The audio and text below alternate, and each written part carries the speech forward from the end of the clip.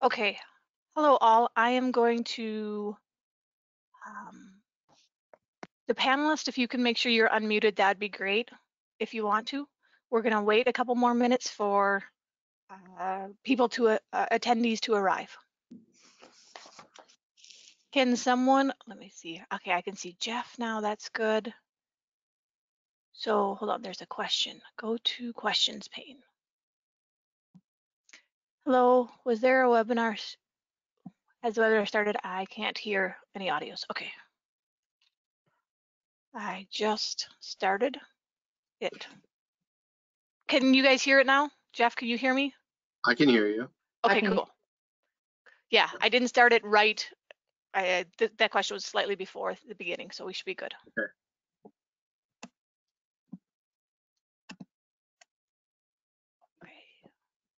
We'll give just another minute for folks to join.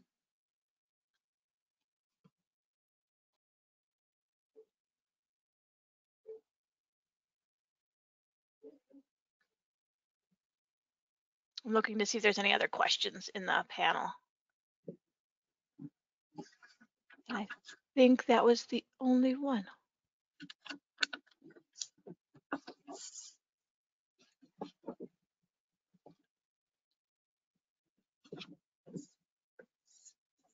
All right.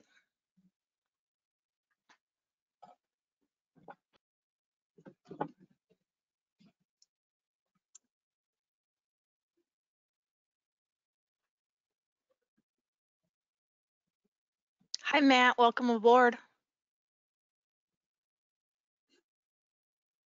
The new guy? The new guy. All right. I love the new guy. I can't wait to love him myself.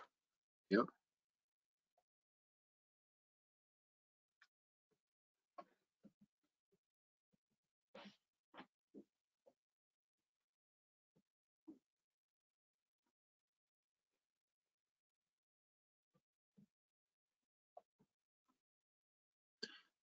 If you want, we can go ahead and start some intros. Go ahead, Jeff. All right. Let me know when you want me to switch slides. Sounds good. Thank you, everybody, for attending. I'd like to welcome you to our second in a series of webinars. Today's focus is going to be on BA underlying competencies. We'll touch on that in just a little bit. But essentially what we're doing is we're bringing together all of you with IIBA. Hopefully we'll inspire some of you to join up and get involved. So if you could go to the next slide. Again, today it's going to be a discussion, roundtable discussion across a number of professionals with varying backgrounds, varying experiences, and they've been in varying positions in the organizations that they're in. So hopefully a real great cross section of experience. And we'll talk about some of the BA underlying competencies and how to up your game. This is essentially hitting on and wrapping up a series that I recommend. If you haven't already been following along or reading along on them, hit our webpage at jgeigerconsulting.com and go read through them. They're very informational, and they're also a bit entertaining too. If you could go to the next slide then. A little bit about us. We're a full service IT company. For those of you that aren't in our locale, we're in Northeast Wisconsin, about 30 minutes south of Green Bay. We offer a full array of services. We started in our DNA is ERP consulting. I myself am a J.D. Edwards specialist. I started as a J.D. Edwards developer, and through the course of implementing ERP projects, had the opportunity to work within project delivery. So we do a lot of project management. Got introduced to Agile. I'm a big fan. We do PMO services, training, testing, those types of things. Also, we got exposed and had the opportunity to bolt on and add on to and integrate ERP systems, and that's where we got our exposure to custom development. I would say you probably have to go to companies that are much larger than ours to have the number of people that have the skills that our company offers. Again, I'm a bit biased there, but we do have some of the best developers in Wisconsin. Then we also we do talent services where we can do contract. We can do contract to hire, and we also have done some leadership training and soft skills training as well. Microsoft partner and Oracle Gold partner. Next slide. Hopefully I went through that. Go ahead, Retta. Yep, it's all good. You got all the parts you needed. Jeff, your chat was to the organizers and panelists only. You may want to expand that chat to the entire group. Yep, I will. All right, thank you. You're welcome. So my name is Retta. I am been working with Jeff for about 1.5 years now, just under 2 years. I am a member of the Bluegrass chapter out of Lexington, Kentucky for the International Institute of Business Analysis. I have a BA, or I have a bachelor's in business administration with an emphasis in management information systems from UW Oshkosh, where I also got my master's in business administration. I have about 20 plus years experience in IT, and my first job out of college is where I actually met Jeff about 21 years ago now. So the International Institute of Business Analysis is an organization that helps unify the standards of what a BA is or what the skill set is, because it's not necessarily your title, it's more of what you do in your day-to-day job. So they've helped unify it and keep a standard. With that, there's certifications you can get, but it's a really good basis for getting knowledge for building your skill sets. So the Bluegrass chapter that I'm a member of, I'm very proud. I found them last year accidentally as I was looking around, but they have won an award for the last 5 years in the IIBA chapter award ceremony. I'm going to have Kathy, can you speak a little bit about how many people usually apply for the awards or anything like that? Sure. Well, and that varies. There are about 130 something chapters worldwide. I believe a few of them have shut down during the COVID epidemic a little bit, but it's still somewhere in the 120 or so. So they were actually finding that the number of chapters that were applying was going down a little bit. So instead this year, we didn't apply. We were just all in competition, whether we liked it or not. And so yeah, so we were actually competing this year against 120 chapters for that particular award, and for all the awards. But we only won one. So anyway. Hey, but you've won one at least. Won one every 5 years. For the last 5 years, which is huge. Yeah, every year we have won. So we and you used to have to apply. We would apply for all 8 or all 9 of the awards, or how many there were. And I personally enjoyed the process. It was like writing a business case to get my project sponsors to do something, that sort of thing. But anyway, but not everybody else probably enjoyed that process as much as I did. Kathy is the chapter president, so she's wonderful. She's helped me out with some other webinars for various things that we've done in the community, which is wonderful. So Jeff has introduced himself. I've introduced myself a bit. Tracy, would you like to introduce yourself? Sure. Hi, I'm Tracy Onst, and I hail from Cincinnati, Ohio. I work for the Cincinnati Insurance Companies, and I have the privilege of leading our BA COE, which is about 80 associates strong. We've been BA COE for about 7 years and have been working really hard to advocate, champion business analysis, and build the skills of our BAs and support them on their journey through. We've recently started Agile at our company, which has thrown a new twist at some of our BAs and challenged our skill sets in new ways. So this is a pretty timely discussion. So thank you for the invite. Thank you for participating. And COE is Center of Excellence, correct? Yes, ma'am. Wonderful. Kathy, would you care to introduce yourself? Yes, I'm Kathy Lee, and I am the president of the Bluegrass chapter of IIBA. I have spent 20 plus years as a program and project manager, and not realizing that I was also doing BA work as well. Anyway, and so I've done a lot of instruction recently, both paid and unpaid. And I most recently instructed a sort of a certification prep course for business analysis students, who then went on to take an SAP certification course so that they could all become, consultants. And so I was really proud of that. I was able to be part of that. It was great. Anyway, I'm a Kentucky person. I went to the University of Kentucky. I, got a bachelor's degree in chemical engineering and a master's degree in business administration. So I'm both technical and, the accounting people are my peeps as well. And and of course, I'm a big fan of Kentucky basketball. Awesome.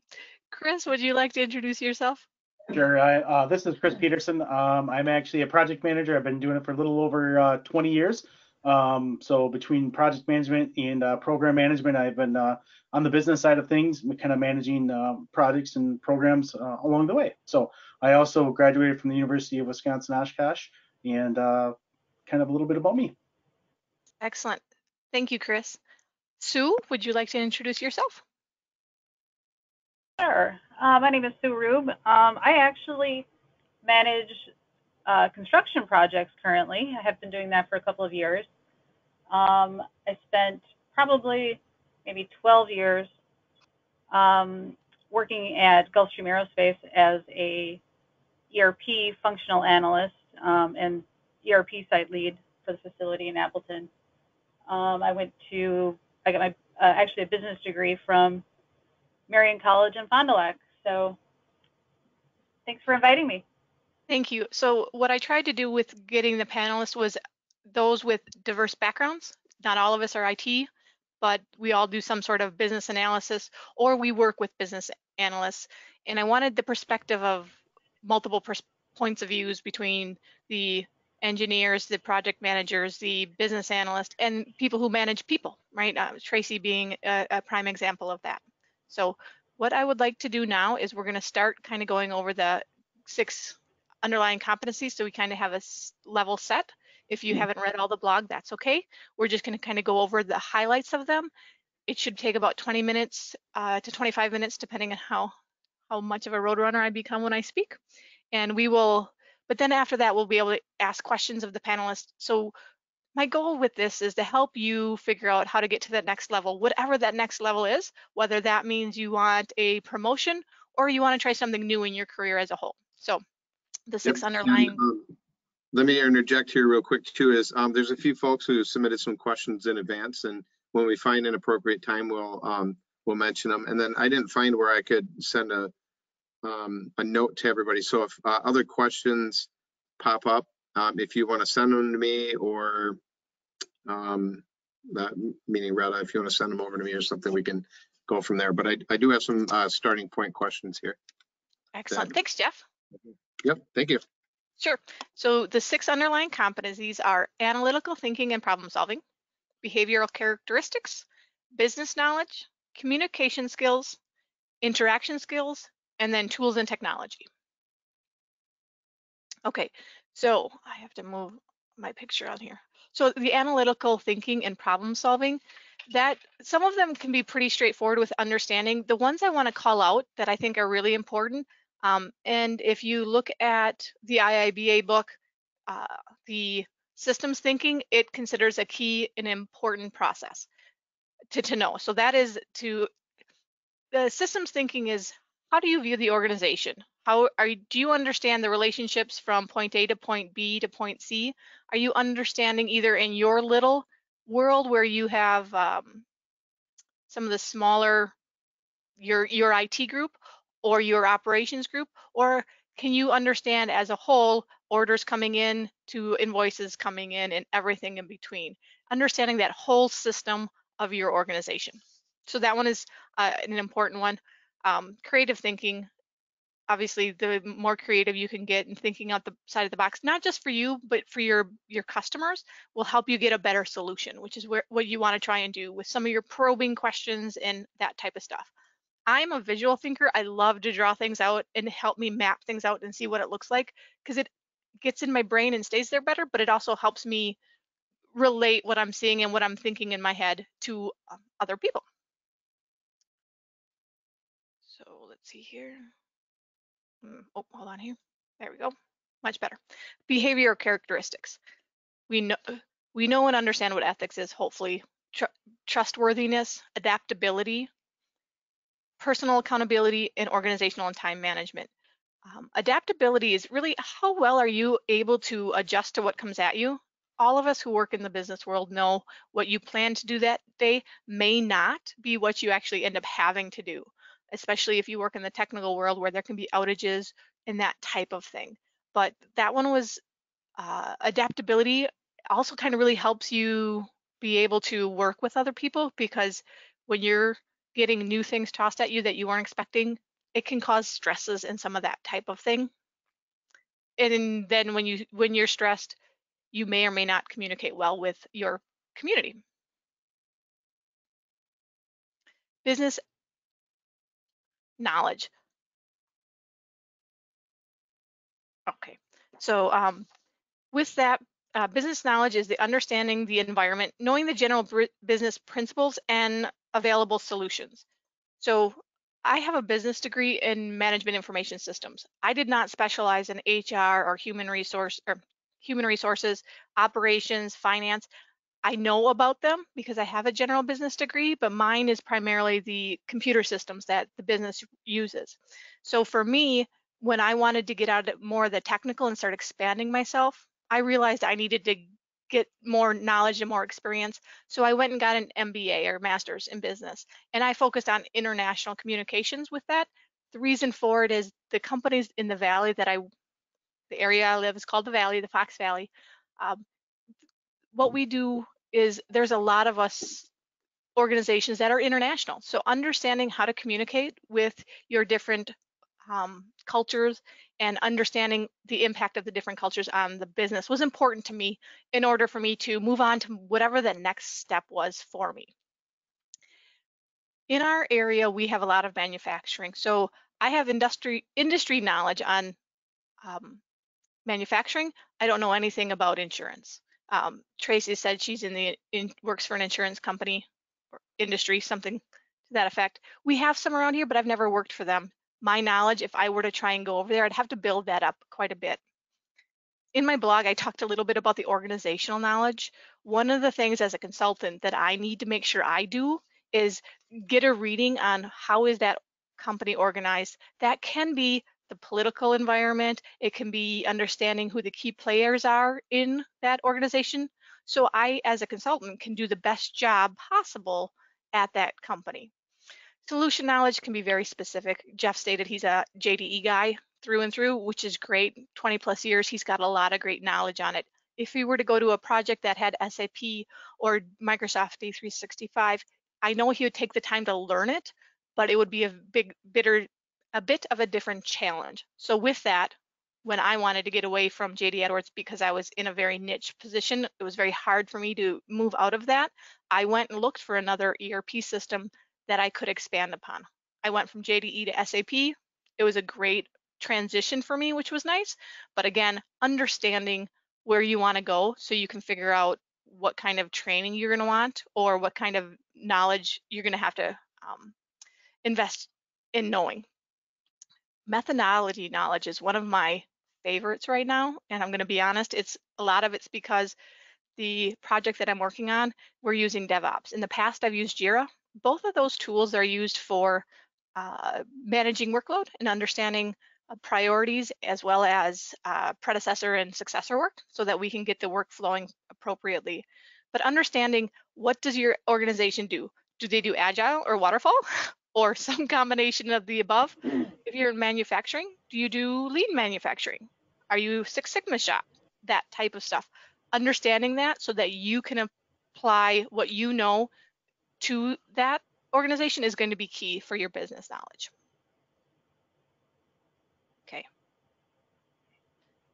Communication. Now, this is one of the most interesting ones from my perspective, simply because in the world of COVID, you can see I have my camera on. Um, Having written and studied that portion and what the book had to say about it, as well as my son who's taking a college course on public speaking, what he learned, understanding communication, there's so much that you do. As you can see, I talk with my hands all the time, and it's kind of funny because I'll do it when even there's not a camera on me, but so I talk with my hands. But most of our communication is actually nonverbal.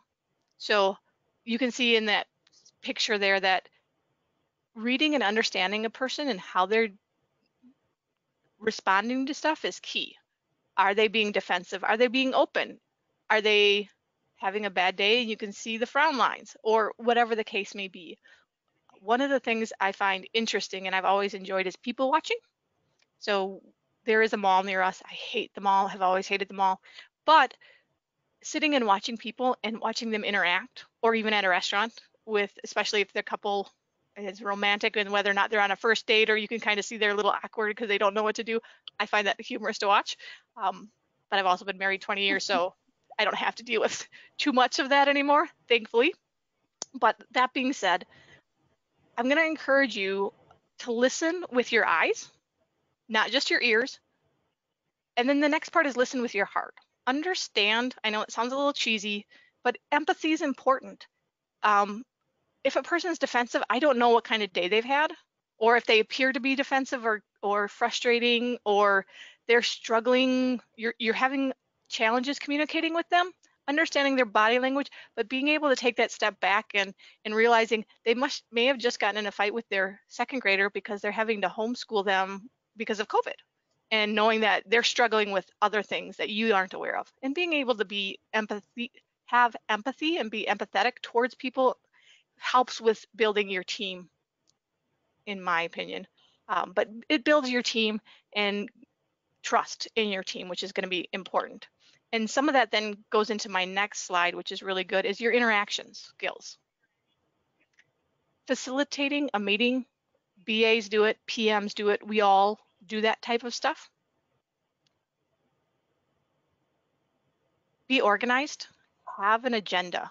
There's nothing more frustrating for me than to go to a meeting and I can't be prepared. I like to feel like I know what I should know so that when I come in, we can get decisions made. If I don't know what the topic is or what the agenda is on the meeting, it's a little bit harder for me to feel prepared, but then to actually get the decisions made we may need to do at that point in time. So you've got your leadership and influencing, teamwork. I am and have always been. In high school, I was an athlete. I still love to do adventure type stuff and athletic type stuff, but teamwork is really important for the success of any type of project. And that means anything along the lines of when you are looking at how do I build my team up? And that kind of goes with the teaching, but how do we as a group be able to give our customer and then when I say customer, I realize I'm a consultant, so they're my customer, but anybody I'm doing work with trying to help, whether it be internal to J.Geiger or not, is my customer. I learned that early on when I was working at a local company in college, and it's you have to work with them, and the better you build that teamwork, the easier some of the interactions will be. The easier if you're having a bad day, they will give you the benefit of the doubt, and they will give you that empathy that you may need. Negotiation and conflict resolution is always tough. And the reason being is a lot of people like to avoid conflict. Understandable, conflict isn't comfortable. Building your negotiation skills will help you to succeed in whatever that next environment, whatever that next goal is you may want. Okay, tools and technology. I'm not going to speak a whole lot about this other than we've really gotten, a lot of us have anyways, a real in-depth knowledge about that with the COVID information. So the productivity tools and technology, presentation with PowerPoint. I am give me the facts and bullet point it. I have learned through doing this and writing the blog that I need to make it prettier so that people want to see it, participate in it, and will stay connected with it, right? The whole concept of anybody can read the bullet points. You don't need me to do it, but helping and explaining it, but also giving them a quality presentation is important. The one area that we've probably all worked in some sort of word processing, but spreadsheets. I have to tell you, I hate VLOOKUPs. I hate those kind of information in spreadsheets, but it's important in what I do, and a lot of people use them because they're good visuals and easy way to gather the data you've already had. So if you are weak in the spreadsheet area with VLOOKUPs or any of the pivot charts or any of that kind of stuff, do yourself a favor and take some time to learn it. It'll be useful. I kind of talked a little bit about the business analysis tools and the technology portion of it. So Jira is what I used at 2 previous projects that I was on. Got used to it, was very comfortable in it. DevOps is its counterpart by a different manufacturer, but people love to use that as well. And I actually got to spend some time Friday learning how to create dashboards and really thinking about what do my customers need and what do both my customers on my project, but the customers as the leadership on the project, what do they need to see, and figuring out how to give it to them at a glance. So I'm brushing up and building those skills, and all of it, and really when you think about it, that dashboard is how am I communicating, which we talked about. How do I make it easy for people to digest the information that they've been given? But what tools in my toolbox do I have? I've gotten really good at writing the queries. I have been because I've been using DevOps for a little bit. So the queries are pretty straightforward. They're easy to do, but building and understanding how to make a dashboard, but not only how to make a dashboard, how do I make a dashboard that people want to use? Because having a dashboard for the sake of the dashboard without it having any useful information isn't necessarily the most beneficial.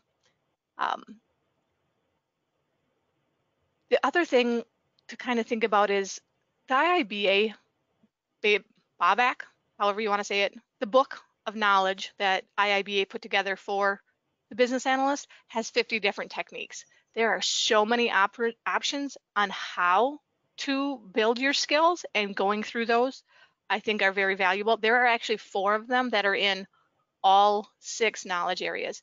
I highly recommend you take a look at them. They can be anywhere from conducting a workshop and what the goals and the objectives are, but there's also document analysis. It's very key. So if I want to go to the next step, understanding those techniques and starting to incorporate those into my my toolbox, I shall say, is going to be interesting and important. Anybody who read my blog about the tools and technology, it had in there a prototype I need to build to see if I could do some winter camping. Winter camping is cold. How do I keep my tent warm, right? So it's a technique that I can use in my everyday world that I can practice with and learn so that when I need to apply it in the business world, I can. And again, all of these underlying competencies you can use virtually in all parts of your life. PowerPoint, how many people have gone to weddings where they've seen PowerPoints and videos and presentations up while you're waiting for the reception to start or that kind of stuff? Tools that get used every day. And then you have your communication tools and technology, the interactive ones like instant messaging, blogging, and vlogging. Apparently there's a thing called the mini blogging. I don't know what that is. I have to research that, but they're interactive. And then there's the collaborative ones like what we're on now, Teams and Zoom, where you can then interact with people. SharePoint, document repository, again, managing certain different items. And then there's the documentation as a whole, right? Those are collaborative tools, working documents that you use in everyday project life. They're living documents because they'll be continue to be modified as long as that requirement is still an active requirement for the business or the corporation. So documentation is always key. Understanding how to collaborate with your team is really important. So how do you up your game? Get training. There's so many opportunities out there for you. Get certified. If you're looking to increase your pay or build your brand, getting certified is important. The webinar I did a couple months back, we talked about the different certifications from the IIBA world. And some of them you can see an increase of your salary quite a bit based on the studies they've done. But if you want to get into, you're a business analyst and you want to get into project management, take a look at some of the project management certifications. Because project management and business analysis skills overlap quite a bit in certain areas, you may be able to easily get certified or at least expand into that phase. Or you could become a better BA by having those type of skills. The online webinars, that's how I found the IIBA chapter in Bluegrass chapter. Is I was looking for a way to build my skill set better. I love working for Jeff, but one of the things, we're a small company. In order for Jeff to be able to, I don't want to say sell me because that's not the right wording, but in order for Jeff to be able to have a set of employees that is versatile so he can offer to a variety of clients, those are those kind of things you need to build that big toolbox. And so I wanted to increase my business analyst skills. I'm comfortable in the space, but I know that there's always ways to improve. So I recommend looking at that. You can find ones from your local technical colleges or even any of your local groups. The Women in Technology group that I belong to had a really wonderful one on cybersecurity one time, and we did another one that was on actually organizing and staying focused on what you need to. And I took a lot of those tips away on how to manage my email better, how to manage and make sure I don't drop the ball on certain tasks that I have that are stuck in my brain and my brain won't shut off. So there's a lot of options if you just look, reach out, ask. We're here to help. Get a mentor or be a mentor. The learning goes both ways and you can really build your network up that way. But one of the, they call it reverse mentoring, but because the mentor can learn so much from the person they're mentoring based on the questions they ask and making them think about certain things. So recommend it, whether it be inside your company or with an external resource. The Women in Technology group that I'm a member of encourages women in the IT force to mentor those in colleges so that they can understand the capabilities and what is available for a woman in IT. Practice your listening. Like I said before, it can be very entertaining, but sit and watch. When you start observing people and their body language, you'll get better at reading people in meetings, which again will help you probably with your negotiation skills. It'll help you with diffusing any kind of conflict that may be coming up. It can also help you with your kids.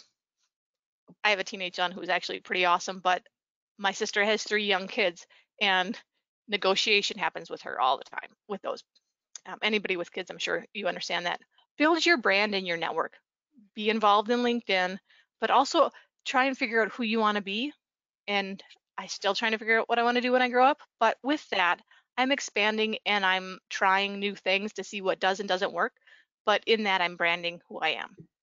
So that to me is an interesting aspect of it. Who you know is important, but being connected to people as people is important. So join an organization that'll help you with your skills.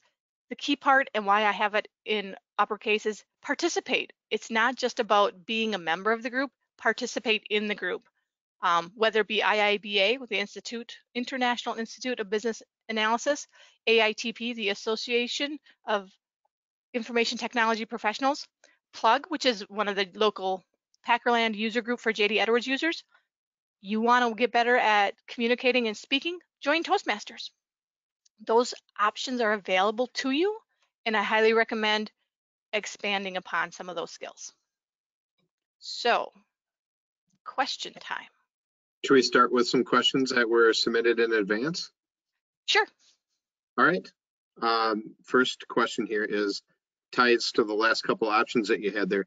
Does it really help to join organizations? And if I only have time for one, is it better to join a general group like IIBA or an area group like the AICPA group of accountants, and why?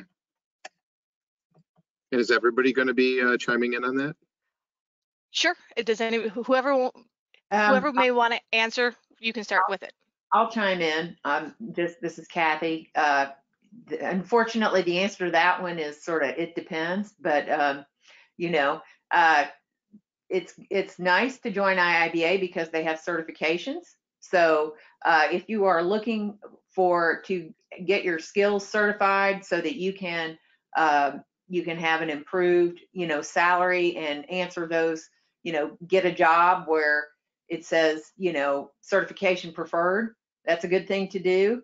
At the same time, it's very good to join a local group that might be very specific to your profession, like accounting, that kind of thing. So if you only have time for one, I think you sort of have to think about what's more important to you, because if you join IIBA, you'll be in with a bunch of people that may be in IT, they might be accountants, they could be a number of things, but they're all there because they're interested in making change happen. So it just sort of depends. I'm sorry, I couldn't give you a better answer than that. So I'm going to answer it slightly differently. Go ahead. No, and that's where the different perspective is kind of nice. So Right. from my perspective, when I wanted to get out of that technical arena, because I was very technical when I was with JD Edwards. So for me, joining an SAP group would have been okay, but I really needed to get into what skills did I need to improve to help me get outside of the BA world, or outside of the technical functional world. How do I improve skills so that I can move on to what my next objective is? So if your next objective is to go lateral, let's say I am a business analyst and I want to go to be a project manager, joining the project manager group might be the better option. However, if I want to really expand my knowledge in an industry, because we've got so much manufacturing in this area, joining a group that helps me better understand, or if I wanted to go to the insurance world, joining an insurance group so that I could then speak more intelligently to how the insurance industry works might be your option. But to Kathy's point, we all have limited time available to us. What's the best option? Can I ask Tracy, as a manager, what do you recommend? I think I would take a little bit of your approach. I think it depends on assessing where you are today and where you're hoping to get tomorrow, and then aligning those objectives with that journey. And so, if you wanted, to your point, more of that business acumen, then how do you align yourself to that profession and to some of those organizations? If one of your goals is to improve your communication skills, how do you align with Toastmasters or something that's going to help you? So where are you today and where do you want to go tomorrow? And then let's start to talk about what gives you the most bang for your buck as you go along. Chris or Sue, do you have anything you'd like to add? So I kind of concur with what Tracy just said, and it really depends on where you want to go and what you want to do, and kind of what you want to hear or what you need to expand on to improve yourself. So. Yep, excellent. That's pretty much exactly what I was going to say. So. Yep, and I guess there's some questions that have come in. I can't seem to pull them up. That's okay. So there is a question that is, what is required if you want to, sorry, my reader's here. My age is showing. What is required if you want a career transition from being a project manager to a business analyst? Has anybody on the panel done that?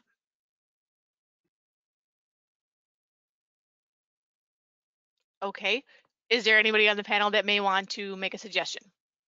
I can take that if you would like. This is Tracy. So please. I think there are a lot of overlapping skills between BAs and PMs. There's, if you think of a Venn diagram, that's whole center, there is a lot in common. The difference is, I think, the project management space is about helping the team and managing the task and managing some of the risk aligned with the project or whatever. I would say BAs are more aligned with what outcomes are we looking for and how do we go about solving those problems. So I think if you are a PM and you want to transfer over to the BA space, you most likely have a lot of those core skills. I would align with an organization like IIBA. I would study the BA box and some of those techniques to refine some of your skills to help your business partners understand the problem and then how to solve for the right outcome. And likely, like I said, you're going to use some of the same skills, but there is a unique toolbox that I would say BAs rely on. So getting aligned with that and starting to refine your skills in the actual BA domain would be very important. Does that help? I think it does. Since I went from the functional world more into the business analyst world, slightly different, but kind of the same concept rather, I'll say. One of the things that I'm going to recommend you do, so you know where you want to go, watch the people around you who do it. See what kind of skills they have that you don't have, that you need to build, and start building those because that'll help you get there. The other thing I'd recommend is look at the people who may not be as successful at it as well. Why aren't they successful? Do you have that same issue, whatever that may be, or whatever they need to build, do you also need to build? Because that'll help you move that transition and get connected with the business analyst people in your organization or wherever you may want to go. So those are my recommendations on how to kind of get there, having done a similar type of transition. And I think one thing that I'd probably recommend is to speak up and talk to the people around you about what you want to do, and look for opportunities where maybe you can pick up a project where it requires both, because sometimes budgets are pressed and they'll ask people who are within that overlapping skill space. They'll say, oh, can you do the project management work of this too, because it's not that big of a project. So take that and take the business analyst work of it on as well, and ask questions. People are really willing to help generally, especially people that you're familiar with. They're generally, I'm assuming that they would want to help you. So do you want me to ask another question from the pre-submitted ones? Well, before you do that, Sue, Chris, anyone else want to chime in on that one? Okay, Jeff, why don't you go with another pre one? Well, I really like this one here. How do you help foster an environment to have creative thinking and thinking outside the box?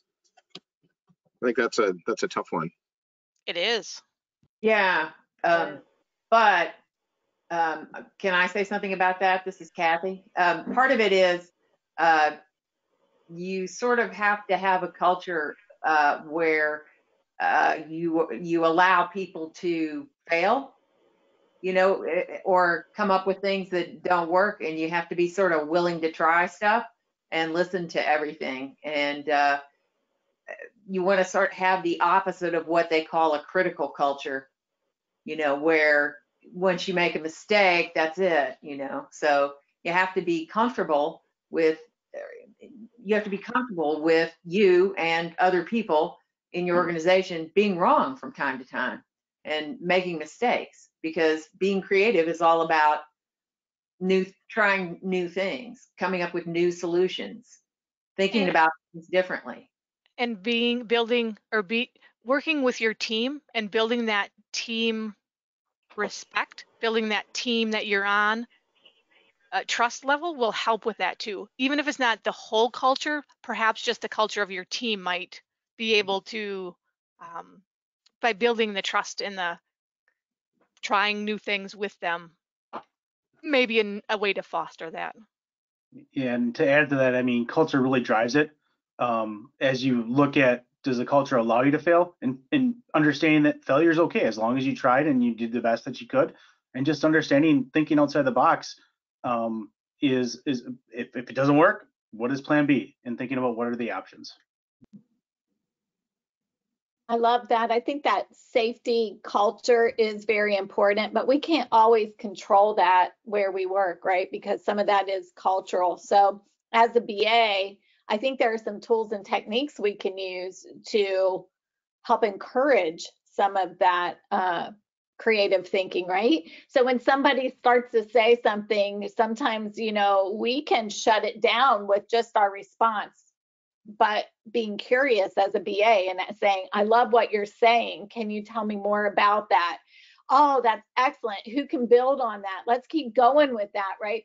And so on your team, helping to encourage people to feel like any idea is okay. And sometimes I'll even throw out an idea that I know is just ridiculous and stupid, but it gets the conversation going, right? And people see me just having the courage to throw out something, then they'll build on it. So safety culture, that's ideal. You can't always control that. So some of the techniques that BAs use to encourage open conversation and to make it safe in our teams to have those conversations, I think helps a lot for creative thinking.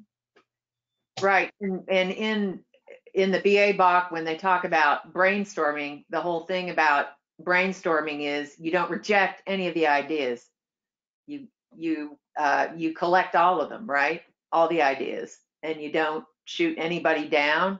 So that and typically you also keep the executives out of the room so that people don't feel inhibited to be creative, right? There's a lot of that stuff. So the brainstorming is one of those 50 techniques I talked about a little bit earlier that developing will help. Yeah. So I'm going to ask this because I can't remember off the top of my head.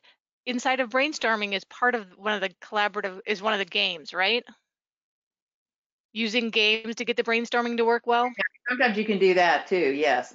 Yeah. So with that, again, if you're in a more comfortable place, I'm not the type of person where I would just throw out a game idea to try and get the brainstorming to help. Again, I'm the very straight-laced kind of follow the dots kind of thing. So brainstorming, the traditional method, is what I usually do. But the whole concept of the games, when we talked about it in the IIBA class, I was like, I couldn't fathom doing that. I've never seen it done, but I couldn't fathom being the first one, having the courage to be the first one to say, hey, let's try doing a brainstorming game. But yeah. Yeah. Well, and like Tracy said, throwing out crazy ideas yourself is a good way to start, or things that are provocative to get people talking, sort of, a lot of times that's good too. Okay, so we just got a big one, but I'm going to throw another one out there if we're okay with moving on to another question. Jeff, I've got one. Yep. Do you see that Agile is changing these 6 areas of underlying competencies for the BA?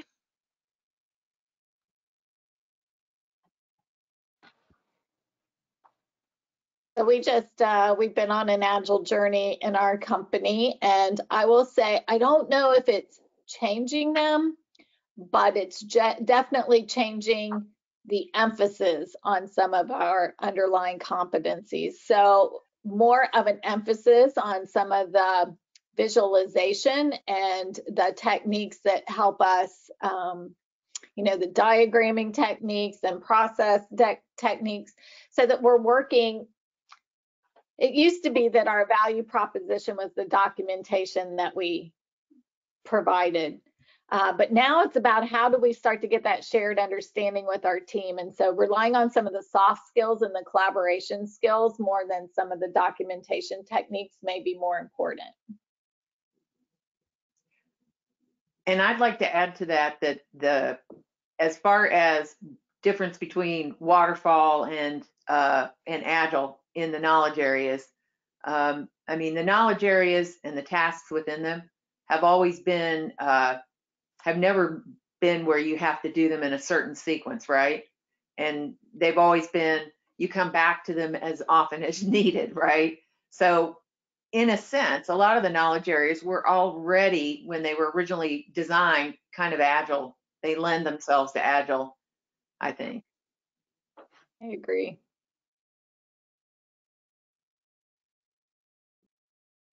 Anybody else want to speak to that one? I think Otherwise, Kathy did a good job kind of covering that, so that's a good explanation. Thanks, Chris. Yeah, that was a really good question. I never really thought of it that way, but it's true. It's basically emphasizing and shining a light on some of the skills a little bit more than otherwise it might have. And great insight on that. Good answer.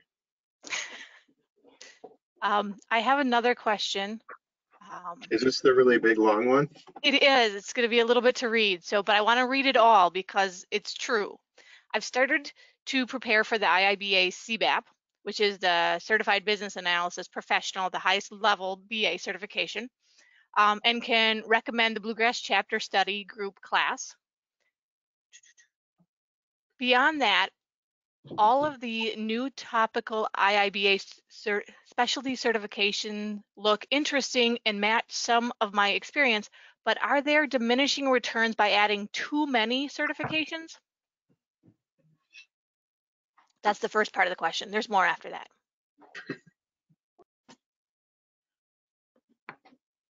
Any thoughts from anybody about the certifications? When is too many? When is enough enough? Well, I think as a business owner and a person who's accountable to my customers, I want the people that I work with to be as skilled as possible, and so I'm not so much concerned about the letters that you get to put behind your name when you get certified for things. It's more about those underlying skills and what have you picked up along the way doing it.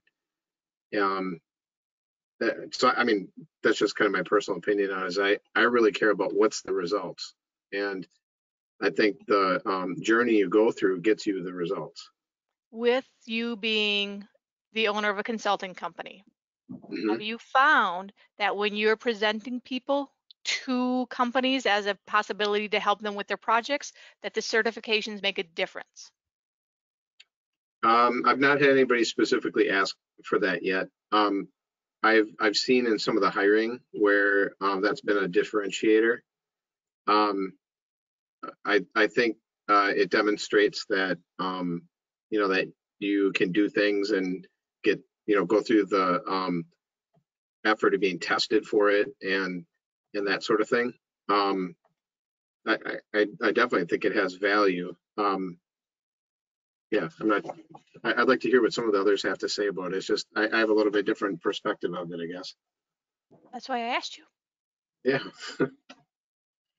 So Tracy, as a manager, what are your thoughts?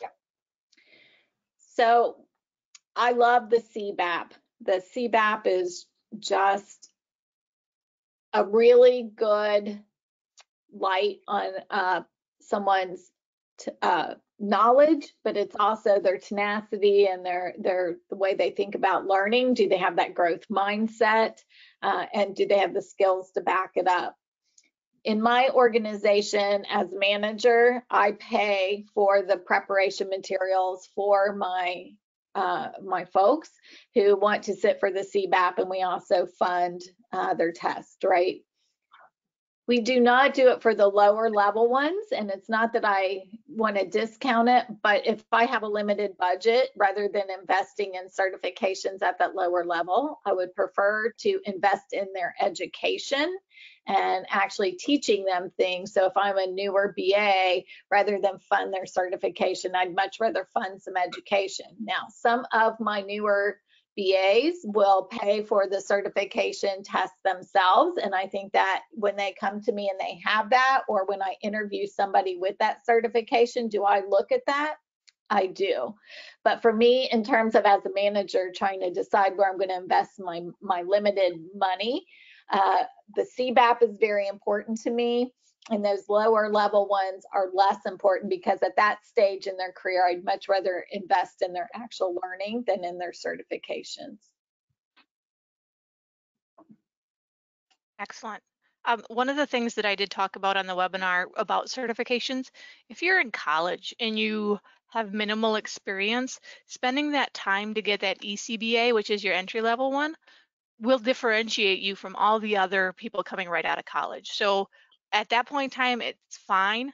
If I were to go and try and become a BI person or business intelligence or get into security, having those certifications in the BA world specific to that arena might help me get in and build that knowledge I don't have to get me to that goal I have of going into that area. The other thing I'm going to tie on there, Aaron asked about the Agile waterfall type stuff. A lot of companies are going Agile, and having some foundation of Agile is important. I believe there might be some Agile study groups coming up, but that Agile certification just gives you the basic overview on what Agile is, and it will be helpful if your environment is looking to go that way, and then you might be able to be a leader in that. So I think as you grow, your career is going to change, and what you need to know will change. So the certifications may, and maybe then you let them expire if you don't care to use them anymore. The certifications do expire. You don't have to keep the same ones up if you don't want to. The next question that person had added on to that is, has anyone heard how consistent the BA content is for the PBA with the IIBA certification? So it sounds like the PMI group has a certification. Is there for BA work? So the person who asked about how do I transition from a BA or PM to a BA, that might help you. But do we have any idea how different they are? I've not seen it. I have not either. I'm familiar with the PMI one for project management, but not for the BA. The BA portion of the PMI? Correct. Okay. We took a cursory look at it when we were investigating it, and I am not going to even claim that I'm well versed on it, so take this for what it's worth. But when we first started to look at it, why we went more with the IIBA alignment versus the PMI is it felt like an awful lot of the PMI was very project focused. And then our organization, we have service work and all the work that BAs do are not always aligned with a project. So that's why we aligned more with the IIBA than the PMI, because we like that more just generic, what I'll say, business analysis kind of teaching. Excellent.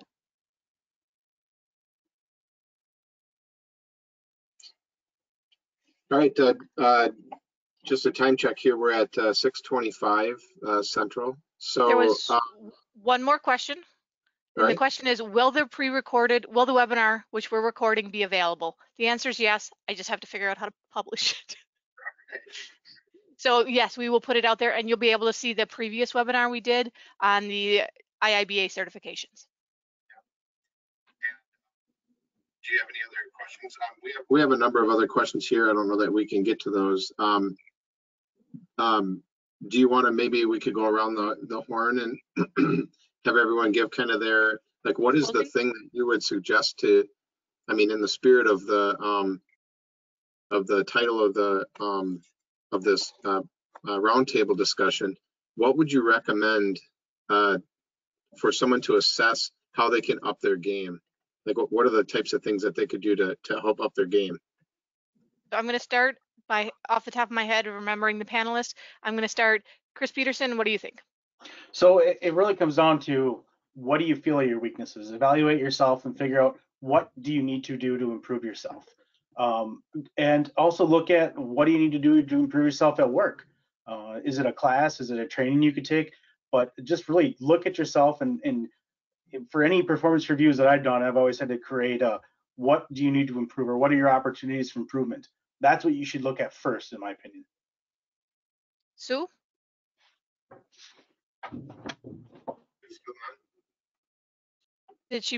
Sue was on, maybe she can't, she may have left.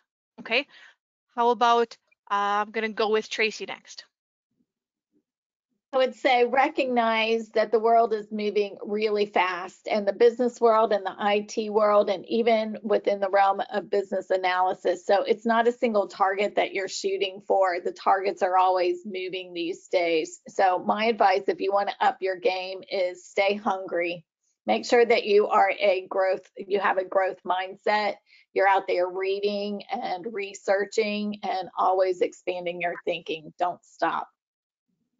Wonderful advice. Kathy? I think all of these so far that I've heard are really are great things.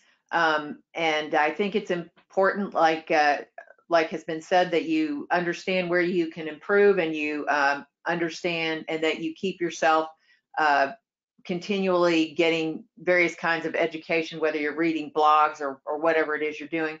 But in addition to that, I think it's a good idea to understand what your strengths are too. And for example, if you've ever taken a Clifton Strengths Finder or something like that and figured out what your top 5 are, and you can look at those and think, how can I best use those to move myself forward, or in order to make up for what some of my some of my failings maybe, or the things that I'm not as good at, and then what am I most interested in building up, and then figure out what kind of training you want to get in that way. So, and I think definitely having a goal in mind of what it is you're interested in doing, that's one of the biggest things. And as I think you mentioned before, Retta, your goals will always change, right? But just, have that in mind, where you want to go. And that's a big thing, where you want to go, and then how am I going to get there? Yeah. Excellent. Thanks, Kathy. Jeff, you're up. Well, I guess I would just say that some of the things that I heard throughout the presentation and the discussion today, particularly around relationships with others, I find that to be really, really important. And I think that any of us can up our game by focusing on the listening skills, empathizing with people, trying to understand other person's point of views, and trying to help them achieve what they're trying to achieve. And because you'll find strength in numbers if you are able to build those relationships. And there was a question about one of the slides about the behavior skills. I wasn't sure if that was the behavior, like the behavior traits or not. But on that one, I really look at that. I have a really hard time choosing which one on the behavioral characteristics. While I think organization and time management are important, you don't want to drop any balls and be late to meetings and show up unprepared.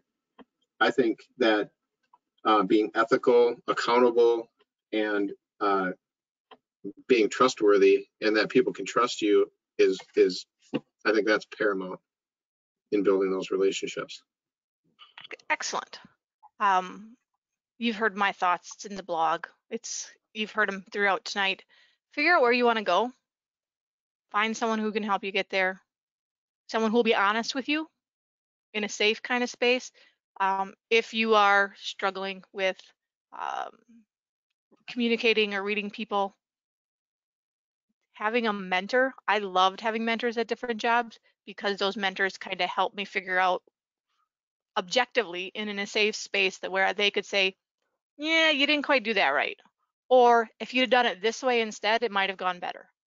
And because you're in that relationship with them, it helps. But figuring out where you want to go or where you want to go next or for now, figure that out. And I like the mentoring type thing for me, simply because, again, having someone honestly tell you your mistakes in a safe place really will help you grow, because I'm not always honest with myself.